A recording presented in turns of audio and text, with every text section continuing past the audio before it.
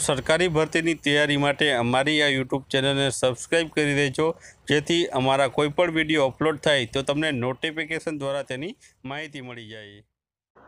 તો નમસ્કાર દર્શક મિત્રો, સ્વાગત છે તમારું અમારી આ યુટ્યુબ ચેનલમાં.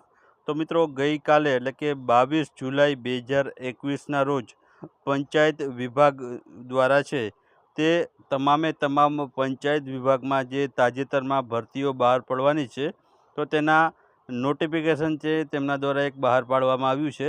આ નોટિફિકેશનમાં છે તમામ પરીક્ષાઓના નવા સિલેબસ છે રજૂ કરવામાં આવ્યા છે.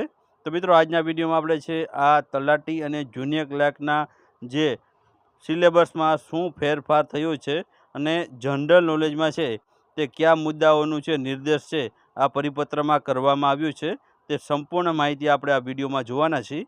તો વિડીયોને પૂરેપૂરો જોજો અને વિડીયો જો તમને પસંદ આવે તો વિડીયોને લાઈક અને વિડીયોને શેર કરવાનું ભૂલશો નહીં. તો ચાલો આપણે વિડીયોની હવે શરૂઆત કરીએ.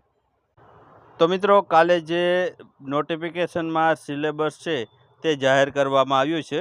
અગાઉ આપણે જે નવો સિલેબસ મૂક્યો હતો તે મુજબનો જ સિલેબસ છે, પરંતુ અહીં એક જ ફેરફાર જોવા મળ્યો છે. તમે અહીં જોઈ શકો છો, અહીં પહેલું જુનિયર ક્લાર્કનો સિલેબસ છે અને બીજું છે વિલેજ પંચાયત સેક્રેટરી. અહીં તલાટીની જગ્યાએ મિત્રો વિલેજ સેક્રેટરીનું છે તે પદ આપવામાં આવ્યું છે. તો અહીં જોઈ શકીએ આપણે સિલેબસમાં કે અહીં પહેલાં આપણે જનરલ નોલેજ જ ખાલી હતું, હવે અહીં જનરલ અવેરનેસ અને જનરલ નોલેજ એમ બે શબ્દનો બનેલો છે, જેના 50 માર્ક છે. અને મિત્રો, આ જનરલ નોલેજમાં કયા ટોપિક આવશે તેનો પણ છે મુદ્દાઓ છે મિત્રો નીચે આપેલા છે, જે આપણે પછી જોશું. પહેલાં આપણે સિલેબસ જોઈ લઈએ. તો તેમાં પહેલાં મિત્રો જુનિયર ક્લાર્ક અને પંચાયત મંત્રીમાં છે બંનેમાં સેમ સિલેબસ છે. તેમાં જોઈએ તો પહેલું છે જનરલ અવેરનેસ અને જનરલ નોલેજ, જેના 50 ગુણ છે અને ગુજરાતીમાં પ્રશ્ન પૂછવામાં આવશે તો તમામ વિદ્યાર્થીઓને ખબર જ હશે. અને 1 કલાકનો સમયગાળો છે તે પ્રશ્નપત્રનો હશે. ત્યારબાદ બીજો મુદ્દો છે ગુજરાતી લેંગ્વેજ અને ગ્રામરનો, જેમાં ગુજરાતી સાહિત્ય અને ગ્રામર છે 20 માર્કનું પૂછવામાં આવશે. ત્યારબાદ ત્રીજો મુદ્દો છે ઇંગ્લિશ લેંગ્વેજ અને ગ્રામરનો, તો તેમાં 20 માર્કના ઇંગ્લિશ લેંગ્વેજના લગતા એટલે કે ગ્રામરને લગતા પ્રશ્નો છે તે પૂછવામાં આવશે. ત્યારબાદ છે જનરલ મેથેમેટિક્સ, તો તેમાં છે ફક્ત ગણિતને લગતા જે 10 પ્રશ્નો પૂછવામાં આવશે. અહીં ટોટલ 100 માર્કનું પ્રશ્નપત્ર છે તે તમને પૂછવામાં આવશે, જેના 100 ગુણ રહેશે. મિત્રો, અહીં આ પ્રકારે જ મિત્રો છે તલાટીનું પણ જે વિલેજ સેક્રેટરીનું પણ છે તે મુજબનો જ સિલેબસ રહેલો છે. અને મિત્રો, અહીં ખાસ મેં તમને અગાઉ કીધું તે મુજબ જનરલ અવેરનેસ અને જનરલ નોલેજના મુદ્દાઓ છે તે અલગથી આપેલા છે.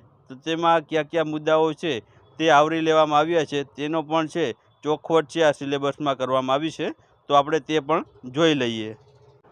તો મિત્રો, અહીં જનરલ અવેરનેસ અને જનરલ નોલેજ જે પહેલો મુદ્દો હતો સિલેબસનો, જેના 50 જેટલા ગુણ રહેલા છે. તો આ મુદ્દામાં કયા મુદ્દાઓનો સમાવેશ થાય તેના વિશે છે અહીં પંચાયત દ્વારા છે નોટિફિકેશનમાં જાહેરાત કરવામાં આવી છે. તેમાં તમે જોઈ શકો છો 11 જેટલા મુદ્દાઓનો સમાવેશ જનરલ અવેરનેસ અને જનરલ નોલેજમાં કરવામાં આવ્યો છે.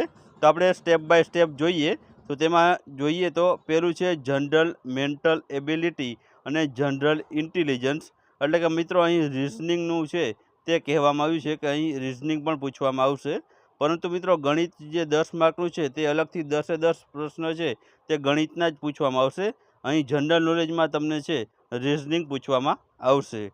ત્યારબાદ બીજું છે હિસ્ટ્રી ઓફ ઇન્ડિયા અને હિસ્ટ્રી ઓફ ગુજરાત, એટલે કે ગુજરાતનો ઇતિહાસ અને ભારતનો ઇતિહાસ, આ બંનેનો ઇતિહાસ છે તમારે તૈયાર કરવાનો રહેશે.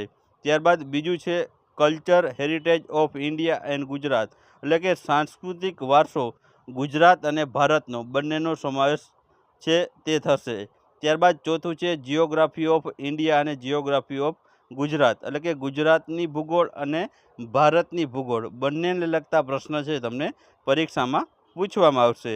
ત્યારબાદ પાંચમો મુદ્દો છે અલગથી સ્પોર્ટ આપેલો છે. તો મિત્રો, તાજેતરમાં જે પણ સ્પોર્ટ ઇવેન્ટ થઈ હોય અથવા તો છે તે સ્પોર્ટ ઇવેન્ટને લગતા અથવા તો જે રમતને લગતા જે પ્રશ્નો છે તે પરીક્ષામાં પૂછાશે. ત્યારબાદ છઠ્ઠું છે Indian polity and the constitution of India એટલે કે ભારતીય બંધારણને લગતા પણ પ્રશ્ન છે તે પૂછવામાં આવશે. 7મું છે પંચાયતી રાજને લગતા પ્રશ્ન પૂછવામાં આવશે, કેમ કે આ પંચાયત વિભાગની ભરતી છે તો પંચાયતી રાજના પ્રશ્ન છે તો 2-3 તો તમને જોવા મળશે. ત્યારબાદ આપણે જોઈએ તો welfare scheme of Gujarat state and union government. તો મિત્રો અહીં તમારે છે ગુજરાતની અને ભારતની જે પણ તાજેતરની યોજનાઓ ચાલુ છે તો યોજનાને લગતા પ્રશ્ન છે તમને પૂછી શકે છે. ત્યારબાદ 9મું છે ઇન્ડિયન ઇકોનોમી એન્ડ પ્લાનિંગ. તો અહીં અર્થશાસ્ત્રના પણ પ્રશ્ન તમને જોવા મળશે. ત્યારબાદ આપણે જોઈએ 10મું તો general science, environment and information and communication technology એટલે કે સામાન્ય જ્ઞાનને લગતા પ્રશ્ન છે તે તમને પૂછવામાં આવશે. એટલે કે આ મોટું નામ આપેલું છે પરંતુ તેનો સાદો મતલબ છે સામાન્ય જ્ઞાન થશે. ત્યારબાદ 11મું છે current affairs of regional, national અને ઇન્ટરનેશનલ ઇમ્પોર્ટન્સ. એટલે કે મિત્રો અહીં તમને કરંટ અફેર્સમાં છે 3-3નું પૂછવામાં આવશે, જેમાં ગુજરાતનું કરંટ અફેર્સ આવશે, ભારતનું કરંટ અફેર્સ આવશે અને વિશ્વનું પણ કરંટ અફેર્સના પ્રશ્ન છે તમને પૂછી શકશે. તો આ 11 મુદ્દાઓ છે તમારે જનરલ નોલેજમાં છે પૂરેપૂરા છે તૈયાર કરવાના રહેશે, જેના ટોટલ 50 માર્કના પ્રશ્નો છે તે પૂછવામાં આવશે. અને મિત્રો ક્વેશ્ચન પેપરમાં બધા જ પ્રશ્નો છે તે MCQ પ્રકારના રહેશે, જે પણ અહીં નોંધ આપવામાં આવેલી છે. હવે મિત્રો તમારે જો ગુજરાતીમાં આ મુદ્દાઓ જાણવા હોય તો આપણે ગુજરાતીમાં જોઈ લઈએ. તો મિત્રો જે મિત્રોને છે ગુજરાતીમાં છે આ માહિતી જોતી હોય તો અહીં આપણે 11 મુદ્દાઓનું છે ગુજરાતીમાં રૂપાંતરિત કર્યા છે. તેમાં તમે જોઈ શકો છો રિઝનિંગ છે, ગુજરાત ભારતનો ઇતિહાસ છે, સાંસ્કૃતિક વારસો જેમાં ગુજરાત અને ભારતનો સમાવેશ કરવામાં આવ્યો છે. ત્યારબાદ ભૂગોળ છે જે ગુજરાત અને ભારતની બંનેની પૂછાશે. ત્યારબાદ રમત જગત છે, બંધારણ છે, પંચાયતી રાજ છે, પછી જે ગુજરાત અને ભારતની યોજનાઓ છે, અર્થશાસ્ત્ર છે, સામાન્ય વિજ્ઞાન છે, કરંટ અફેર્સ છે જેમાં ગુજરાત, ભારત અને વિશ્વનો સમાવેશ થાય છે. તો તમે જોઈ શકો છો જનરલ નોલેજના 11 મુદ્દા આપણે ગુજરાતીમાં અહીં જે રજૂ કર્યા છે. જે પણ મિત્રોને છે તે આનો સ્ક્રીનશોટ લેવો હોય તો સ્ક્રીનશોટ લઈ શકે છે. તમે જોઈ શકો છો 50 ગુણ છે તે આ જનરલ નોલેજના રહેલા છે. તો જે પણ મિત્રોને જો જાણવું હોય તો અથવા તો સ્ક્રીનશોટ લેવું હોય તો સ્ક્રીનશોટ લઈ શકે છે. તો આ તો મિત્રો નવો જે સિલેબસ જે પંચાયત વિભાગ દ્વારા છે 22 જુલાઈના રોજ નોટિફિકેશન દ્વારા છે તે બહાર પાડવામાં આવ્યો છે.